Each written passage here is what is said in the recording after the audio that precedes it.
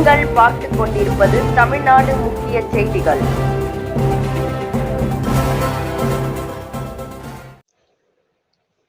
வணக்கம். தமிழ்நாடு முழுவதும் முதலமைச்சர் மு.க.ஸ்டாலினால் துவக்கி வைக்கப்பட்டுள்ள என் வாக்குச்சாவடி வெற்றி வாக்குச்சாவடி என்னும் பரப்புரையை தொடங்கியதைத் தொடர்ந்து திருவள்ளூர் மாவட்டம் ஆவடி தொகுதிக்கு உட்பட்ட காமராஜர் நகர் 39வது வார்டு பட்டேல் தெருவில் சிறுபான்மையினர் நலன் மற்றும் வெளிநாடு வாழ் தமிழர் நலத்துறை அமைச்சர் சாமு நாசர் அவரது சொந்த வாக்குச்சாவடி எண் 350இல் வீடு வீடாக சென்று துவக்கி வைத்து பரப்புரையை மேற்கொண்டார்.